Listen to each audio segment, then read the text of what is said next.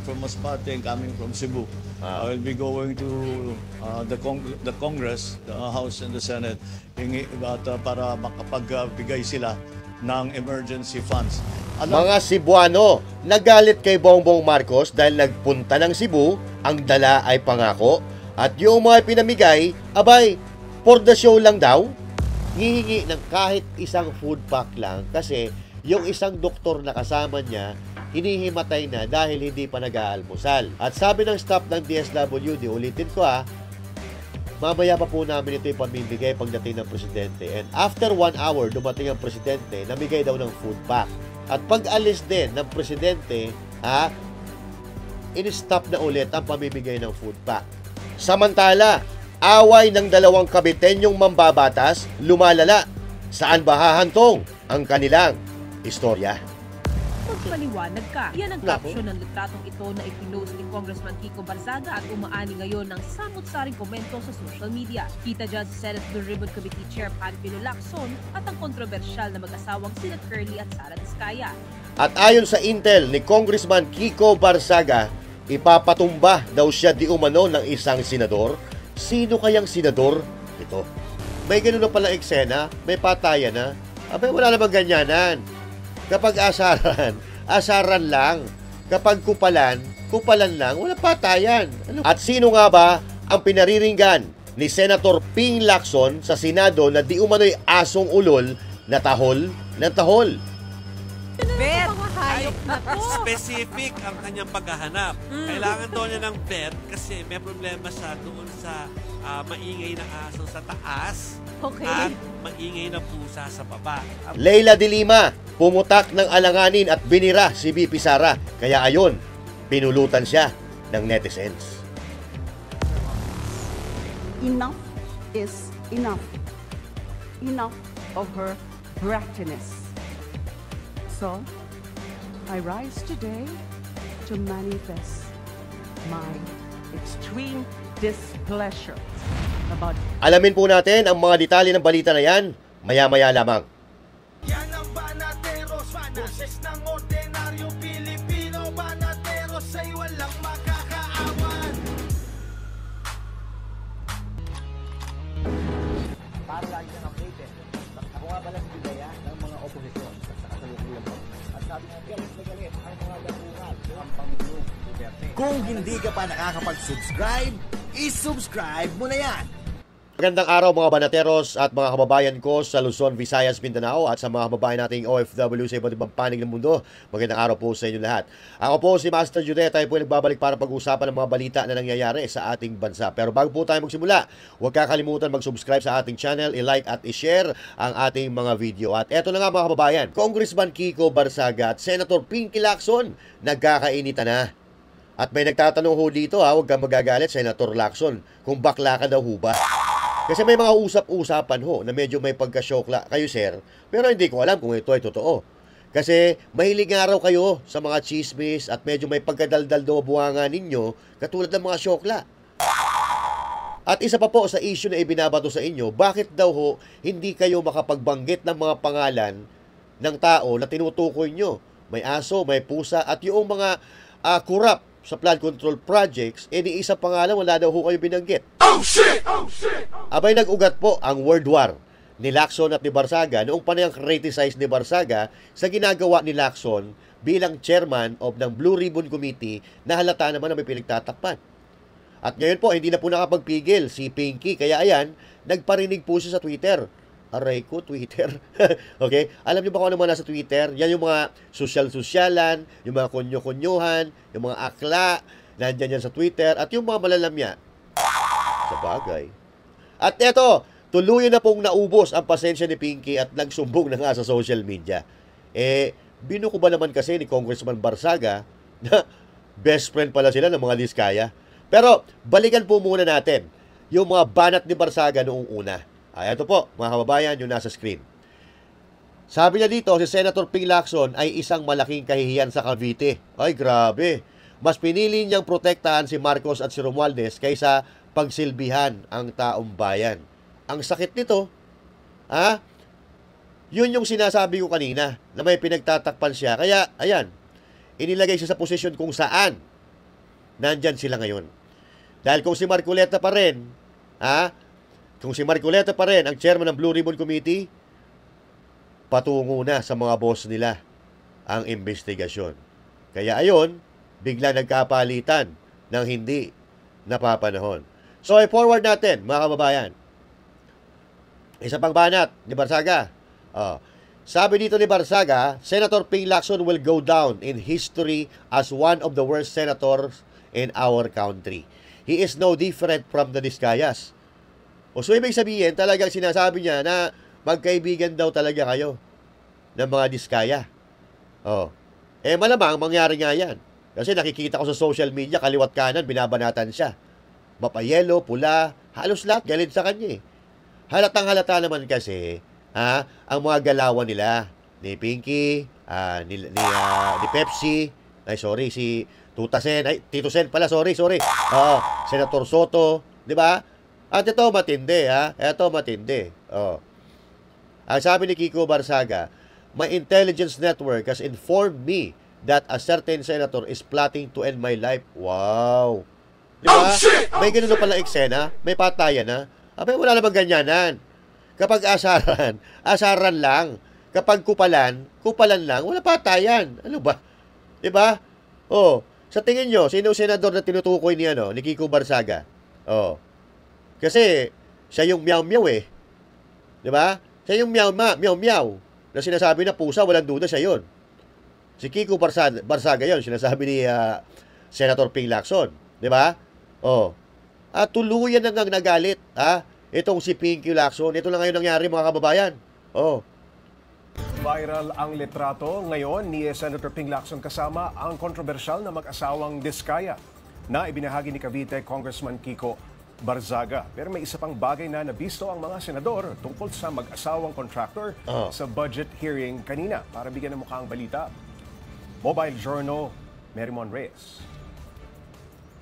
Magpaliwanag ka. Yan ang caption ng litratong ito na ipinost ni Congressman Kiko Barzaga at umaani ngayon ng samot-saring komento sa social media. Kita dyan si Senate Blue Ribbon Committee Chair Panfilo Lacson at ang kontrobersyal na mag-asawang sina Curly at Sara Diskaya. Si Sara, naka-finger heart pa nga. At ito na nga ang paliwanag ni Senator Ping. Kuha raw ang picture na yan noong patapos na ang 90-day campaign period para sa 2025 midterm election. Dinala raw ng campaign supporter mula Davao na si Fred Villaroman ang pamilyang Diskaya sa kanyang opisina para raw imbitahan si Lacson na dumalo sa isang campaign rally kasama ang Pinoy Ako Party List na ang kandidato ay kanilang anak. Pero tumanggi raw ang senador bilang respeto kay Senate President Tito Soto na tsuhin ni Vico kalaban naman noon ni Sara sa pagka-mayor sa Pasig. Ayan mga kababayan, sinungaling ka kasi, di ba? Sinabi mo na hindi mo kilala yung mga Diskaya pero may picture pala kayo, di ba? Dapat sinabi mo na nagkaroon ng pagkakataon na magkita kami pero hindi kami gaanong magka-close. O pwedeng ganon. Pero pinasinungalingan mo, sabi mo hindi ko sila kilala Ngayon lang nagsulputan yung mga Diskaya, di ba sabi mo? Sinungaling ka kasi, di ba? Sabi mo, di mo kilala. Binisita ka pala tapos di mo kilala. Kahit sino bumisita sa akin, makikilala ko. May social media na sir, wala ka na may tatago, di ba? Kapag naramdaman ng tao na nagsisinungaling ka, ay sigurado magkakaproblema ka. At ayun na nga, nabuking ka ni Kiko Barsaga, kaya kagalit na galit kay Kiko Barsaga. Di sinungaling ka nga, di ba? At alam nyo ba kung sino ang senador? Alam nyo kung sino yung senador na pinariringgan niya? Maingay daw, tahol ng tahol. Sige, hulaan nyo nga kung sino. May premyo kayo sa akin pag nahulaan nyo. Nakita ko, nag-tweet si Senator Senator Lacson. Lacson? Oo. Sabi. Abay, nag-tweet siya. Hindi ko lang kung ipapakita natin. Pero nag-tweet siya, sinasabi pakita nyo. Siya ng mga vet. Pwento Ba't kailangan niya ng vet? Mga hayop na to. Specific ang kanyang paghahanap. Kailangan daw niya ng vet kasi may problema siya doon sa maingay na aso sa taas at maingay na pusa sa baba. Tama ba ako naintindi ko? Maingay na pusa sa taas, maingay na aso sa taas, maingay na pusa sa baba. Ibig sabihin, lower house, higher house, senador at congress. Okay? So dito, halatang-halata naman ang pinariringgan niya dito si Kiko Barsaga. Pero palaisipan pa rin natin sa atin yan kung sino yung senador na pinariringgan niya. Kasi ang sinabi ni Barsaga ay pinariringgan niya si Tito Soto. Pero sa akin naman, ang pinariringgan nito ni Lacson ay walang iba kundi si Senator Marcoleta. No? Pero ang problema kasi dito, bakit kailangan kalalaki mong tao, magaganyan-ganyan ka? magpo-post ka sa social media, bakit hindi mo rektahin? Bata pa yan si Kiko Barzaga eh.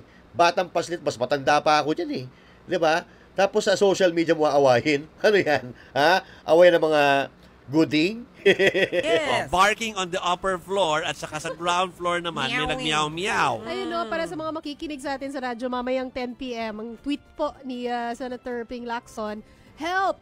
Is there a veterinary clinic with an animal psychiatric ward? We have a crazy cat that keeps meowing on the ground floor and an annoying dog that keeps barking on the upper floor." Yun na. So, Pero, walang Creepy binanggit talaga. na pangalan. wala. Pero dahil ako po ay mahilig mag-solve ng bugtong, mahilig ako sumagot sa mga bugtong, parang nasagot ko. Hindi ba? Nasagot Hindi. At saka, ang matindi dito, may nag-react. Oo, pakinggan natin. Sino nag-react? Naku, ang aso ba o yung pusa? May nag-react din na pusa eh. Ay. Andun muna tayo sa, Diba? sa upper. Upper. Nasaan yung upper na Sige. react? Para fair, i-playback po natin ang mga soundbite po ni Ginoong Marcoleta. Ito na po ha, i-playback na po namin kasi may nagagalit. Akala natin ini-invento natin. Talaga po nag-react. Yung ARF, sabi nila, pinaparinggan lang na ARF. Pero nag-react. Ano magagawa po namin? Huwag kayong magalit sa amin. Magalit po kayo sa kanila dahil sila yung nag-aaway-away. Hindi po ba? Ito po.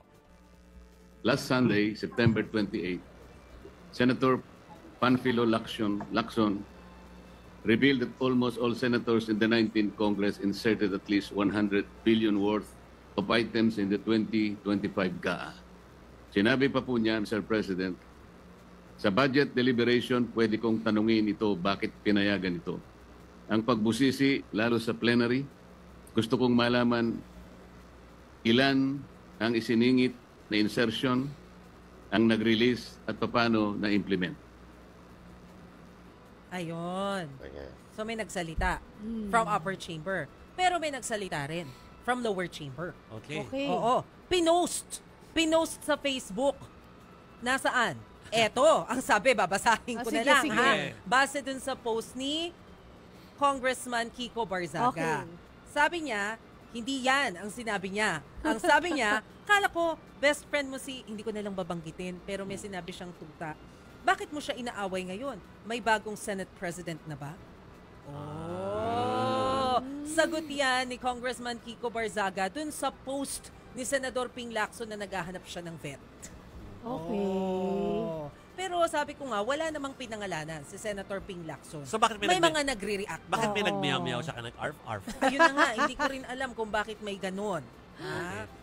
Sumagot si Senate President Si BFF Oo. ni Senping. Yeah. So pakinggan natin. Kung handa na kayo na bahala. Ayan na, sige na. Pakinggan na natin. I just wish the presentation of all the privileged speech of the gentleman was delivered while Senator Lacson was here. But nevertheless, to answer his question of whether from my 1992 to the present have I not had any insertions, I guarantee you I have never made any insertion in the budget. Because insertions are not tolerated and I will never do that because when I say insertions, that means it is inserted and it is not done in second reading. Insertions are the ones that were done with this previous budget which was done in the BICAM. Yun ang insertion. Ayun, mga kababayan. So dito kasi nagkakalituhan sila kung saan nangyayari yung insertion. Si Senator Marcoleta, sinagot si Ping Lacson, and at the same time, yung Speaker of the House, Senate President na si Tutasen, si Soto, sumagot din kay Lacson. So ngayon, nagkakalituhan kung sino ba ang pinaparinggan ni Lacson. So, kahol ng kahol, so ito si Tito Soto, isang beses lang naman sumagot or nakipagdiskusyon kay Lacson. Ang lagi nakikipagdiskusyon kay Lacson ay walang iba kundi si Senator Marcoleta. So malamang sa alamang, yun ang tinutukoy niya na aso na kahol ng kahol diyan sa Senado. Okay? Kasi kahit nagkasagutan or magkasagutan man itong si Soto at si Lacson, magkaibigan yan eh. Magkatandem pa nga yun noong 2022 at magkasama silang tumakbo ng 2025. Hindi nila ilalaglag ang isa't isa. Magkakampi yan. Sa hirap at ginhawa, sa kabutihan, kasamaan, magkakampi yan si Lacson at si Soto. Kung magkakaroon man sila ng bangayan, hindi ngayon yan mangyayari. Kasi alam na nila na sila ay may mga misyon. Kaya sila nandyan. Kaya sila nilagay dyan dahil may mission sila. Pinaka number 1 na mission nila, linisin ang pangalan ng mga amo nila na kasabwat sa pagnanakaw at ibintang sa iba para lahat sila maligaya.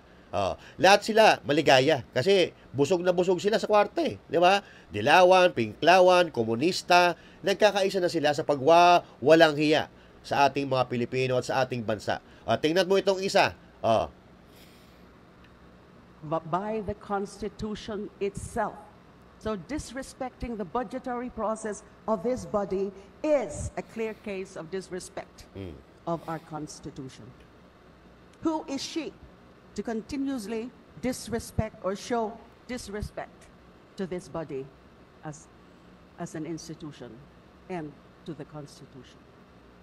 If she can afford to be showing herself up to the Senate, including being there and applauding the former Senate President in his privileged speech, which is definitely not part of her mandate as a Vice President, why can't she not spare a few moments of her time attending to her official function as Vice President to defend the budget of her office?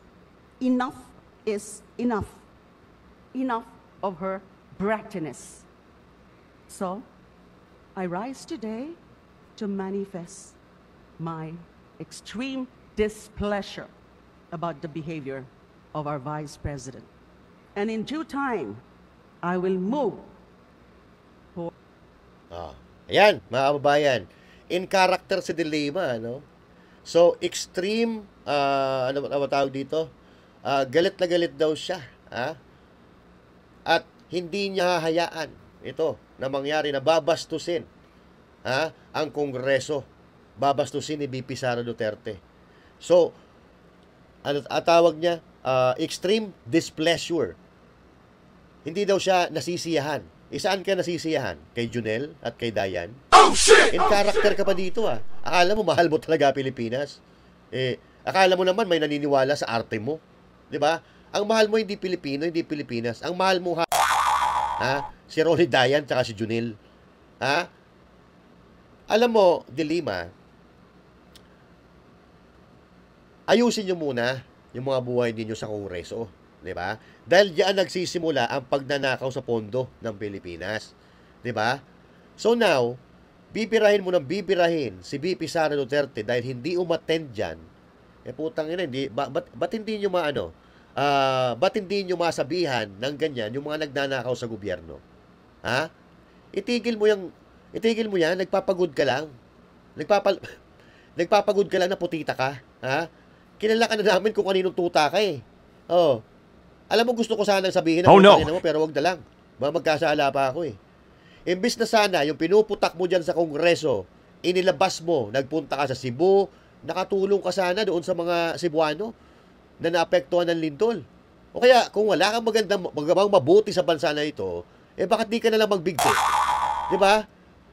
Kasi alam mo, Laila Dilima, sa bawat buka ng bibig mo, bukod sa mabaho na pagkatao mo, lalong nabubulgar yung pagkainutil mo sa bawat salita na inilalabas mo.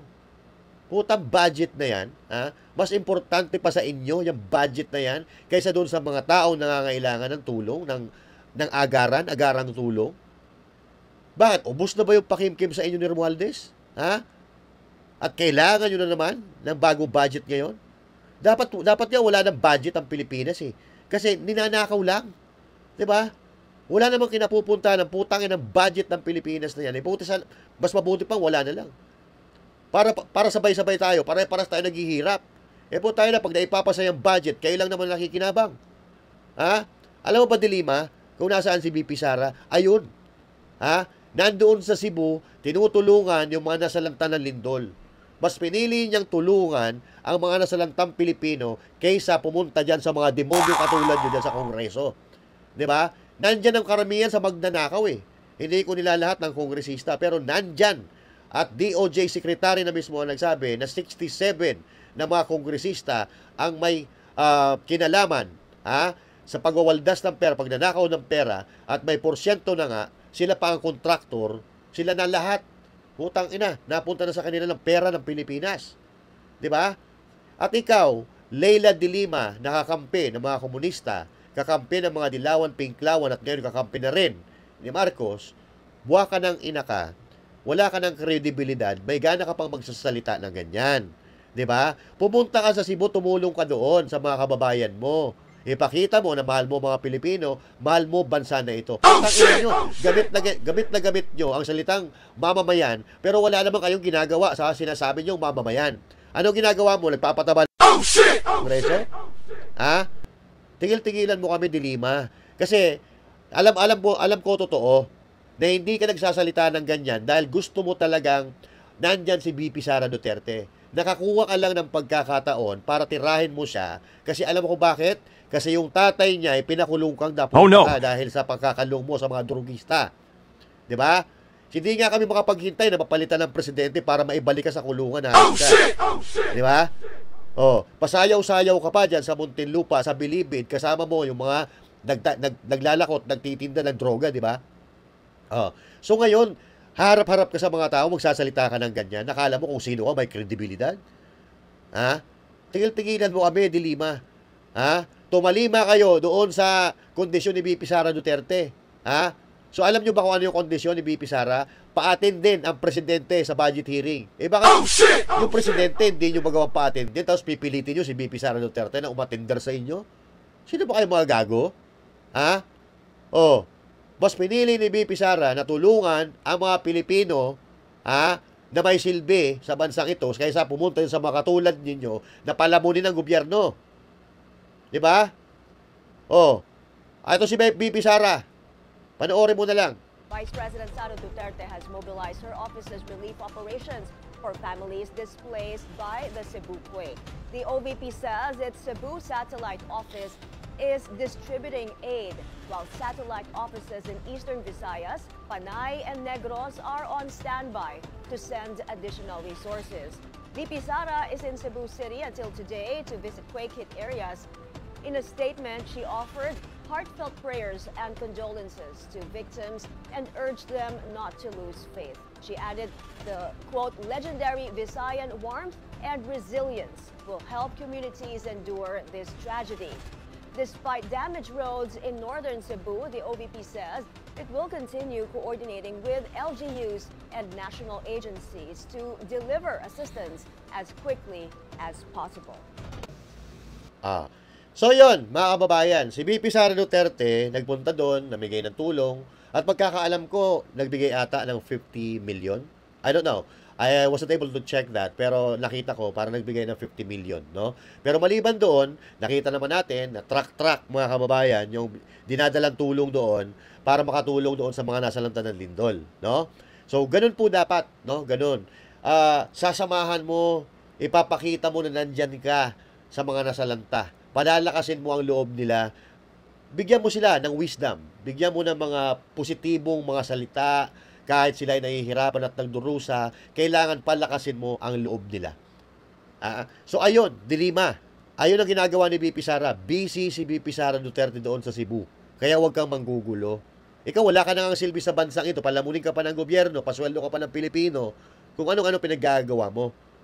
Ulitin ko, ginagawa mo yan dahil galit ka sa dating Pangulo, ipinakulong ka. So, gumaganti ka ngayon, di ba? Ang nakakagalit dito, ikaw pa may ganang magsali-salita ng ganyan, wala ka namang prinsipyo, mabaho pagkatao mo. Katulad ka na ng mga amo mo. Di ba? Kaya kung ako sa'yo, bago ka mamaalam sa mundong ito, ayusin mo buhay mo. Tumulong ka sa mga Pilipino, pero sana magtagal ka pa, para gusto ka pa namin makita na may balik sa loob ng kulungan. Kasi alam ko ngayon, yung mga kaso mo na yan, hindi ako naniniwala na wala kang kasalanan dyan. Nakulong ka nga eh. Ilang taon ka nakakulong? 7? Tapos, wala kang kasalanan, nakulong ka ng 7 taon. Kalokohan yan. So, gusto namin na makita ka uli na bumabalik sa loob ng kulungan. Leila de Lima. Yan ang ayaw mo mangyari. Sisiraan mo si VP Sara Duterte sa taong bayan para hindi siya maging presidente dahil alam mo na ang mangyayari. Pag naging presidente, si Sara Duterte, alam mo na ang mangyayari. At Bakit ba gigil kayo sa budget? Bakit ba gusto yung matapos ang deliberation ng budget? Alam nyo ba mga kababayan kung bakit? Ha? Kung bakit nagmamadali si De Lima na matapos ang deliberation ng budget? Wala nang pondo ang gobyerno.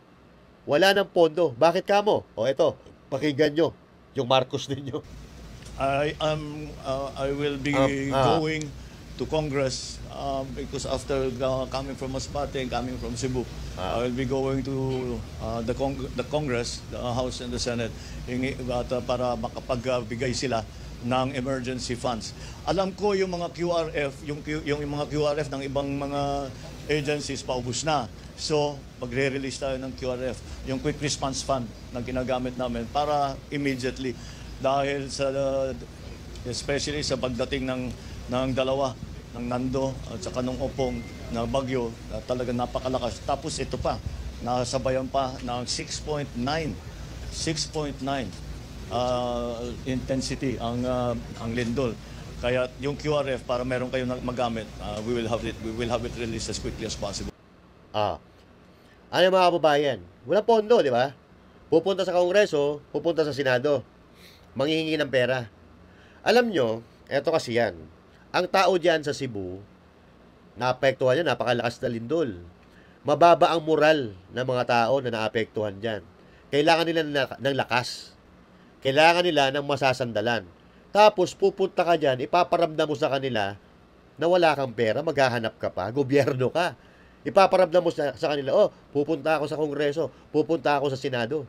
Imbes na sabihin mo, huwag kayong mag-alala, tutulungan namin kayo. Pero siya, ipinaramdam niya sa mga Cebuano na wala na tayong pera. Pupunta ako ng Senado, Kongreso, manghingi tayo ng pera doon. Alam niyo ba kung ano ginawa niya sa Cebu? Yan lang. Nangako lang siya. Sinabi lang niya sa mga taga Cebu na pupunta siya sa Senado, pupunta siya sa Kongreso, manghihingi, magre-request ng quick response assistance. Nagpunta ka pa. Nagpunta ka pa sa Cebu, kung yan na pala sasabihin mo, yan na pala gagawin mo. Ubos ang pera, kukuha na naman. Putang ina, wala pandemic yan. Napanood nyo ba yung balita kung paano nito gastusin ang confidential funds niya na 4-point-something billion? Diba? Kada kuha niya ng confidential funds niya, ubos lagi, wala natitira. 100% kahit piso, wala natitira. Simot ang kwarta sa intelligence confidential funds niya. Ganon lumamo ng pera yan. Ganon lumamo ng pera si Bongbong Marcos Jr. Sana hindi ka na nagpunta ng Cebu. Sana nag-live ka na lang sa YouTube mo. Doon mo na lang sana sinabi yung sasabihin mo sa mga taga Cebu. Di ka na sana nag-abala. Nabuisit lang sa'yo yung mga taga Cebu. Tingnan yung mga comment sa mga post nung nasa Cebu to. Puro negatibo. Parang gago lang eh. At ito pa, for the show lang pala yung pagpunta niya talaga. For the show lang. For the picture and most of all, for the budol. Bakit? Eto, basahin natin. May nag-post kasi na isang Cebuano, mga kababayan. Okay? Hayag siya ng sama ng loob sa social media. Okay? Ang sabi niya ito, wait lang, Bisaya. Basahin lang natin yung translation. Ayan. Yung translation. Bisaya. So mga Bisaya, maintindihan nila yan. Pero tayo hindi. Ako naiintindihan ko konti. Pero ito, Englishin natin. Ang sabi dito, I asked for food on display under food distribution ban for my fellow volunteer, medical doctor, because he was dizzy and no breakfast yet. Then this is what happened. Sabi ko, ma'am, good day. Can I ask you a food pack, even just one? My doctor colleague is fainted because he is hungry. He hasn't had breakfast yet. Staff, Doc, we are not yet going to distribute because the president is not here yet. We will only give this away when it arrives. Me, okay. Walk out at the same time, annoying more than 1 hour ago, the president arrived and the distribution of food packs started immediately. And the second picture there is the president at the gathering at the top when he got sick. The distribution of food packs stopped when he got sick. Stop.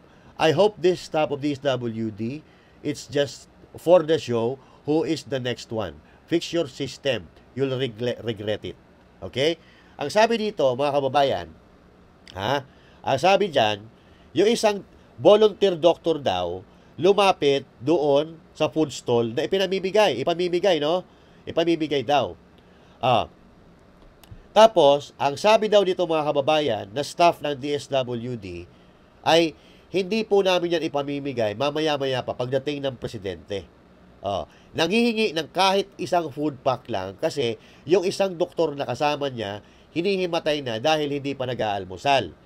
Okay, nahihilo, hindi pa nag-aalmusal. At sabi ng staff ng DSWD, ulitin ko mamaya pa po namin ito ipamimigay pagdating ng presidente. And after 1 hour, dumating ang presidente, namigay daw ng food pack. Okay, namigay ng food pack. At pag alis din ng presidente, in-stop na ulit ang pamimigay ng food pack. So ano ibig sabihin doon? For the show lang? Kahit isa lang inihingi ng isang volunteer doctor niya Dapat tinutulungan niyo, baka buwakang inan niyo Diba? Dapat tinutulungan niyo at sinusuportahan niyo. Volunteer yan. Walang bayad yan. Diba? Hindi niyo binabayaran yan. Ano ba naman ang bigyan mo kahit 5 na food pack yung mga doktor na nag-assist dyan? Dahil sinasabi nga nila, sila yung mga volunteer. Hindi nyo magawa. Ganun na ba gobyerno natin ngayon? Ganun na ba gobyerno? Kahit isang food pack, ipinagdadamot ninyo. Bakit? Dahil pagdating ng Pangulo, pagdating ng Pangulo, may pamimigay kayo? Ano yan? Ginagago nyo mga Pilipino. Ginagago nyo mga Cebuano. Namimigay kayo kung nandyan ang Pangulo. Pag alis ng Pangulo, stop ang bigayan. Ano to? Naglulukuhan ba tayo dito? For the show? Budol? Walang hindi ganyan ng gobyerno na hinahangad ng mga Pilipino, mga gago. Kailangan namin yung may malasakit sa mga Pilipino, hindi yung patuloy kami na ginagago. Diba? Pero hindi ko alam kung ito ay alam ng Pangulo. Pero kasi, pagdating niya, namimigay. Pag alis niya, stop ang bigayan. Ano to? Para maipakita sa Pangulo na may ginagawa kayo? Ganun na ba ang kalidad ng serbisyong publiko na maibibigay sa mga Pilipino? Kung ganyan lang pala, di putang na, magsialisa na kayo dyan, palitan na kayo. Diba? Nakakalungkot ang bansang ito. Ginagamit pa nila na pagpapasikat yung mga nasasalanta, yung mga tao na sa pinakamababang sitwasyon ng buhay nila, nagagamit pa sa for the show. For picture-picture. Anong ginagawa ni BP Sara Duterte? Ayun, walang pinipili. Lahat binibigyan na kanilang madaanan. Pero itong mga to, pa-picture, for the show lang. Sila, nagpupunta sila dyan, lahat meron na. May doktor, may DSW, lahat-lahat na magkakasama na. Pero for the show lang pala. Si BP Sara Duterte walang kasama media. Nagpunta sila dyan para magmalasakit, hindi para magpasikat sa mga Cebuano. Katulad ng kapatid niya, Mayor Baste, acting mayor ng Davao City. Truck yung mga tulong na nanggagaling sa Davao, kahit may nangyayaring sunog sa Davao kagabi, tuloy-tuloy pa rin ang tulong. Yan ang tunay na malasakit. Si Mayor Isko, nagpadala ng tulong sa Cebu. Yun ang tunay na malasakit. Hindi yung mga putang ina nyo, magpupunta kayo dyan, magbibideo-video, magpipicture-picture lang kayo. Lalo nyo ginagalit ang mga Pilipino. Diba? Nahihirapan na nga yung mga tao dyan, pati yung mga volunteer, ipaparamdam nyo pa yung ganyan na kagaguhan ninyo. Diba? Tawa ako na dyan, baka siwalat. May kalat-kulat ang mga food pack na yan dyan Nagpunta ka dyan na yan. Dapat ultimano nandyan yung pagkain. Pag may humingi, ibigay mo. Diba? Ano yan? Naglulukuhan ba tayo dito? Ang hirap ng buhay ng mga Pilipino. Pinahirapan dahil ninakaw ng mga politikong gahama ng pera ng Pilipino. Tapos ipapakita nyo pa, papakita mo pa sa mga Pilipino na mga patay gutom. Kawawa mga Pilipino sa inyo. Sana mangyari yung prediction. Na mapalitan na kayo. Kawawa mga Pilipino. My God, mga kababayan. Kung ganito, patuloy na mangyayari ganito. Lindol pa lang ito. O, hindi ko nilalang to. Hindi ko nilalang. So, ang ibig ko lang sabihin, isa pa lang ito sa mga posibleng problema na nakaharapin ng Pilipinas. Pero ano nangyayari? Hindi alam gagawin Buti nga, hindi nagtanong kung anong gagawin natin. Pero yung ginawa niya, na nandyan siya magsasalita sa harap ng mga Cebuano, na parang ipinamukha niya na wala tayong pera, pupunta ako ng Senado, pupunta ako ng Kongreso, magre-request tayo ng pera. Foul yun, mga kababayan. Down na nga ang mga Cebuano. Tapos sasabihin mo, Papa, wala kang pera, maghahanap ka pa, hindi pa sigurado. Parang sinabihan mo yung anak mo, nanak, huwag ka munang kumain, maghahanap pa tayo ng pera. Tiisin mo muna yung gutom mo. Pero hindi ako sigurado na makakuha tayo, ha? Ganon ang gusto niyang mangyari. Ganon yung pinaramdam niya sa mga Cebuano. Di ba? Tama si President Duterte. Hindi mo maiintindihan kung hindi mo pinagdaanan. Kaya wala. Hindi masusolve ang problema ng bansang ito kung ito si Bongbong Marcos ang Pangulo. Maniwala kayo. Itagaan nyo sa bato. 3 taon na eh. May problema na ba na solusyonan yan? Maraming nakawan. Diba? Yun po ang maiiwan na ligasiya ni Marcos Jr. Yung nakawan sa Flood Control Project, nakawan sa DOH, nakawan sa iba't ibang ahensya ng gobyerno. Maghintay tayo. Marami pang ilalabas yung mga personalidad na nakakaalam ng kurakutan sa Pilipinas. Okay? So mga kababayan, stand still. Darating din ang panahon, makakaahon din tayo. May magiging leader tayo na matino, katulad ni President Duterte. Maniwala kayo. Meron tayong pag-asa. May pag-asa pa ang Pilipinas, mahal tayo ng Diyos. Tayo pa, maka-Diyos tayo mga Pilipino. Okay? Sanay tayo maghirap.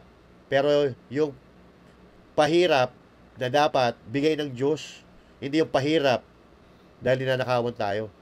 Yung pahirap na bigay ng Diyos, kakayanan natin yun eh. Resilient tayo mga Pilipino.